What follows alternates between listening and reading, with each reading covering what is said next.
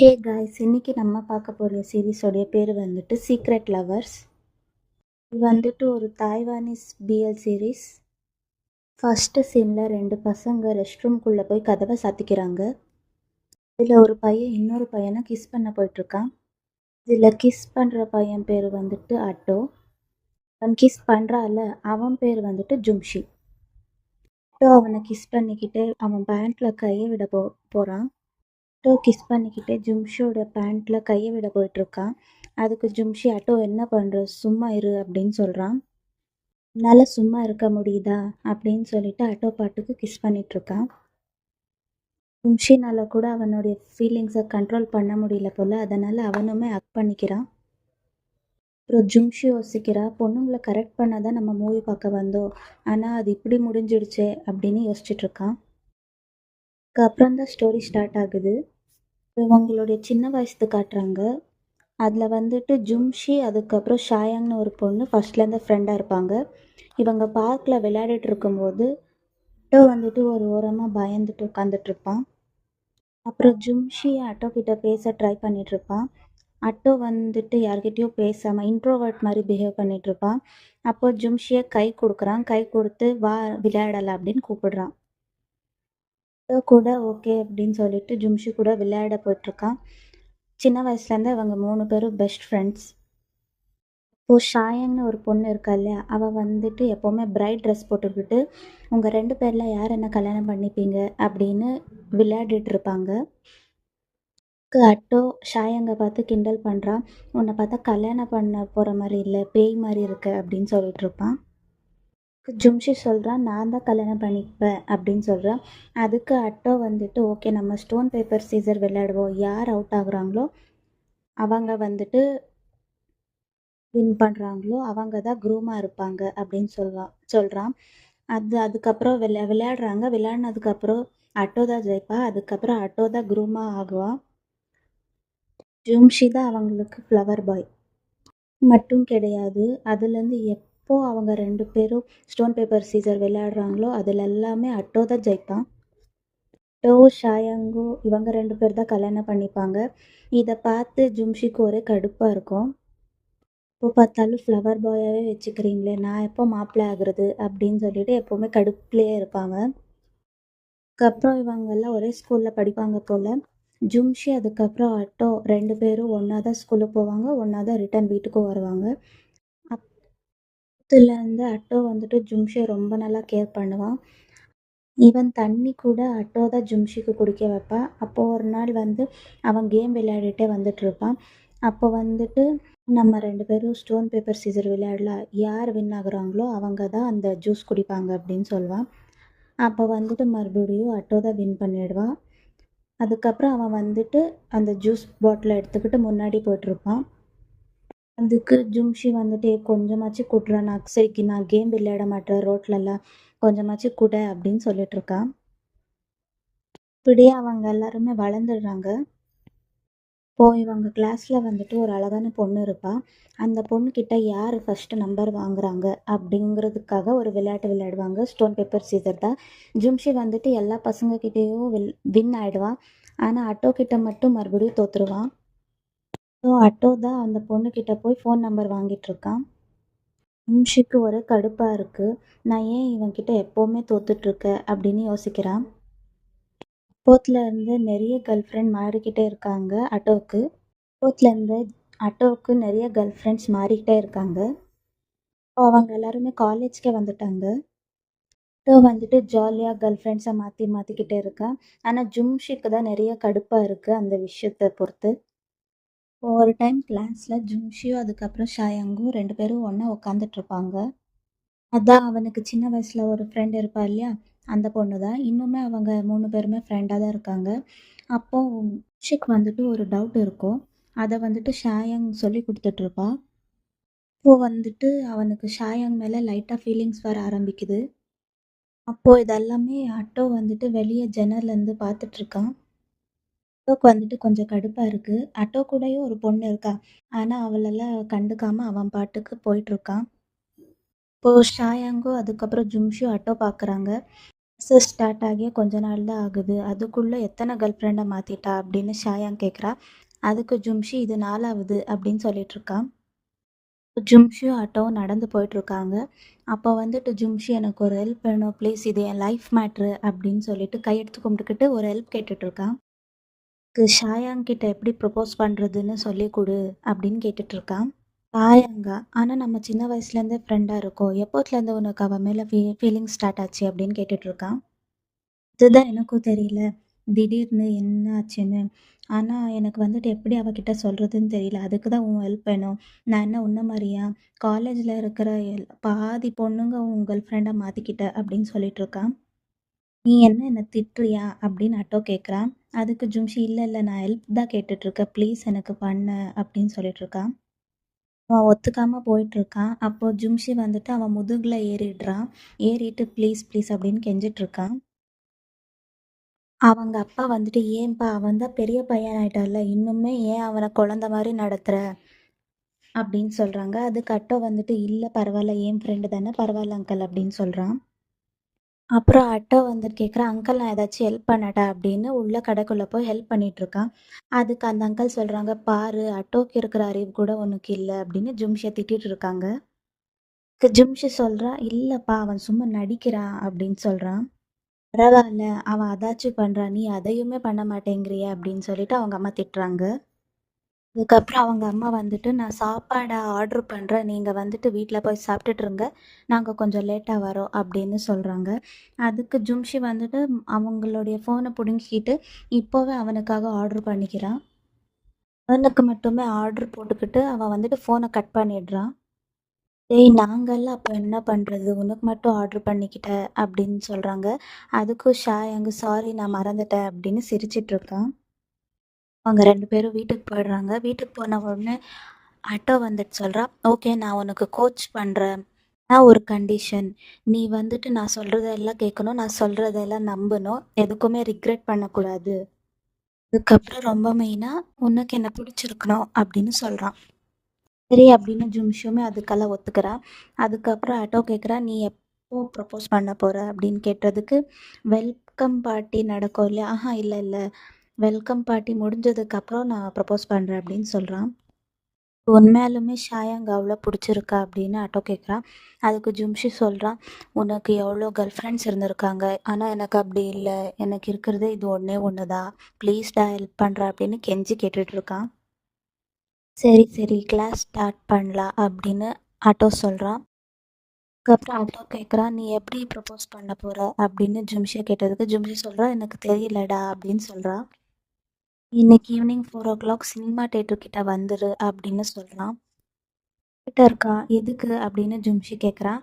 அதுக்கு ஆட்டோ சொல்கிறா, கொஷின் பண்ணக்கூடாதுன்னு நான் கேட்டேன் இல்லையா, நீ வா அப்படின்னு கூப்பிடுறான். உனக்கு லைவாக கிளாஸ் எடுக்கிற வா அப்படின்னு சொல்கிறான். ஓகே அதுவும் நல்லா தான் இருக்குது அப்படின்னு ஜும்ஷி சொல்கிறான். அதுக்கப்புறம் ஆட்டோ அவனுடைய வீட்டுக்கு கிளம்பிடுறான். ஜும்ஷிக்கு வந்துட்டு இதெல்லாம் ஸ்ட்ரேஞ்சாக இருக்குது, ஏன்னா ஆட்டோ வந்துட்டு இவன் கூட அவ்வளோ க்ளோஸ்அப்பில் வந்து பேச மாட்டான். அதுக்கு அப்புறம் சொன்ன மாதிரியே ஈவினிங் வந்துட்டு மூவிக்கு போகிறாங்க. அப்போ அவன் வர்றதுக்கு முன்னாடியே ஆட்டோ அங்கே 3 பொண்ணுங்க நின்றுட்டுருக்கு, அவங்க கிட்ட எல்லாமே பேசிகிட்டு இருக்கான். அப்புறம் ஜும்ஷி அதை பார்த்துட்டு கடுப்பாயிட்டு, பாரு இவனுக்கு இவனுக்கு மட்டும் எங்கே போனாலும் கேர்ள்ஸாகவே கிடைக்கிறாங்க அப்படின்னு யோசிச்சுட்டு இருக்கான். ஜும்ஷியை பார்த்துட்டு ஆட்டோ இவங்கிட்ட ஓடி வந்துடுறான். 2 பேரும் சேர்ந்து மூவி பார்க்க போயிட்டுருக்காங்க. இங்கே பாரு நான் டிக்கெட் வாங்கிட்டேன் அப்படின்னு ஆட்டோ காட்டிகிட்டு இருக்கான். இது சயின்ஸ் ஃபிக்ஷன் மூவியா, ஆனால் நம்ம லவ் பற்றி தானே கற்றுக்க வந்திருக்கோம், லவ் மூவிக்கு தானே போகணும் அப்படின்னு ஜும்ஷி கேட்குறான். உனக்கு என்ன மூவி பிடிக்கும், சயின்ஸ் ஃபிக்ஷன் அப்படின்னு சொல்ல, ஓ கேர்ள்ஸுக்கு பிடிச்ச மூவி தானே பார்க்க போகணும், ஓ ஓகே ஓகே அப்படின்னு சொல்லிட்டு 2 பேரும் போகிறாங்க. ஜும்ஷிக்கு என்னென்னலாம் ஸ்நாக்ஸ் பிடிக்குமோ அதெல்லாமே வாங்கிட்டு வந்திருக்கான். இது சயின்ஸ் ஃபிக்ஷன் மூவி அப்படின்னு சொல்கிறத தாண்டி அதில் நிறைய ரொமான்டிக் சீன்ஸ் இருக்குது போல். இவங்களுமே பார்த்துட்ருக்காங்க. ஆனால் ஜும்ஷுக்குமே ஒரே கொஷனாக இருக்குது, ஏன்னா சயின்ஸ் ஃபிக்ஷன் மூவியில் ஏன் இவ்வளோ ரொமான்டிக் சீன்ஸ் எல்லாம் இருக்குது அப்படின்னு யோசிச்சுட்ருக்கான். அப்போ சடனாக ஆட்டோ வந்துட்டு ஜும்ஷியோட தொடையில் கை வைக்கிறான். அப்புறம் ஜும்ஷி வந்துட்டு என்ன பண்ணுறா இவ அப்படின்னு பார்க்குறான். அப்புறம் வந்துட்டு அவன் தொடைக்கிட்ட ஒரு பாப்கார்ன் விழுந்திருக்கு போல், அதை வந்துட்டு ஆட்டோ எடுத்துட்டு அவனை கூட்டி விடுறான். ஆனா அட்டோ வந்துட்டு திரும்பி ஜும்ஷிய பார்த்த மாரி இல்ல. அவன் பாட்டுக்கு ஸ்க்ரீன பார்த்துட்ருக்கான். சரி பாப்கார்ன் தானே ஊட்டி விட்டா அப்படின்னு நார்மலா எடுத்துக்கிட்டு அவன் பாட்டுக்கு மறுபடியும் 2 காலுக்கு நடுவுல கை விடுறான். அதுக்கப்புறம் அங்கேயும் பாப்கார்ன் விழுந்திருக்கு போல. அதையும் எடுத்து மறுபடியும் ஊட்டி விடுறான். அதுக்கப்புறம் சேம் பிளேஸ்லேருந்து இன்னொரு பாப்கார்ன் எடுத்து அட்டோ அவனோட வாய்க்குள்ள போட்டுக்கிறான். பரவாயில்லையே இவனுக்கு நிறைய வித்தைங்கள் எல்லாம் தெரிஞ்சிருக்கே அப்படின்னு ஜும்ஷி யோசிக்கிறான். சடனா ஜும்ஷிக்கு ஒரு மாதிரி ஆக்வர்டாக ஃபீல் ஆயிட்டு இருக்கு. அதுக்கப்புறம் அந்த விஷயம் வந்துட்டு அட்டோவுக்கு கூட தெரிஞ்சிடுது. அட்டோவுமே சைடில் பார்த்து அவனை பார்த்து சிரிச்சிட்டு இருக்கான். இங்கே ஜும்ஷினால உட்காரவே முடியல. அவன் உடனே எந்திரிச்சிட்டு ரெஸ்ட் ரூம்குள்ளே ஓடி போகிறான். பின்னாடியே ஆட்டோ கூட வந்துடுறான். என்னாச்சு உனக்கு எதுவும் பிரச்சனை இல்லைல்ல அப்படின்னு சொல்லிட்டு நாப்கின் எடுத்து அவன் முகத்தை தொடச்சி விடுறான். அதெல்லாம் எனக்கு எதுவும் இல்லை அப்படின்னு ஜும்ஷி சொல்கிறான். நீ சிரிக்கிற அப்படின்னு ஆட்டோவை பார்த்து ஜும்ஷி கேட்குறான். அப்புறம் ஜும்ஷி கீழே குனிஞ்சு பார்க்குறான். அப்போ வந்துட்டு தெரிஞ்சிடுது அவனுக்கு. அவனுக்கு வந்து அதே பிரச்சனை ஆட்டோவுக்கு வந்திருக்கு அப்படின்னு. உனக்குமா அப்படின்னு அவன் அந்த பக்கத்தில் திரும்பிக்கிறான். நம்ம வேணா 2 பேரும் மாற்றி மாற்றி ஒருத்தருக்கு ஒருத்தர் ஹெல்ப் பண்ணிக்கலாமா அப்படின்னு ஆட்டோ கேட்குறான். என்னடா சொல்கிற நீ அப்படின்னு ஜும்ஷி கேட்குறான். யாரோ வெளியே வர சத்தம் கேட்குது. அப்போ ஆட்டோ ஜும்ஷியை இழுத்துட்டு போய் ரெஸ்ட் ரூம்குள்ளே கதவை சாத்திக்கிறான். இதுதான் நம்ம எபிசோட் ஸ்டார்டிங் சீனில் பார்த்த ஃபஸ்ட்டு சீன். என்னடா பண்ணுற அப்படின்னு ஜும்ஷி கேட்குறான். என்னடா பண்ணுற அப்படின்னு ஜும்ஷி கேட்குறான்.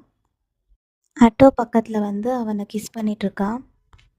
டேய் இது கொஞ்சம் ஓவராக இருக்குது வேணாண்டா அப்படின்னு ஜும்ஷி ஆட்டோவை தள்ளி விடுறான். அதாவது சொல்லி கொடுக்குறேன் தானே நீ சொன்ன, ஆனால் நீ வந்துட்டு எல்லாமே ப்ராக்டிக்கலாக காட்டுற அப்படின்னு சொல்கிறான். உன்னால் தாங்கிக்க முடியுதா அப்படின்னு கேட்க ஜும்ஷி வந்துட்டு அவனாலும் தாங்கிக்க முடியல. அதனால் ஜும்ஷி சைலண்ட்டாக இருந்துடுறான்.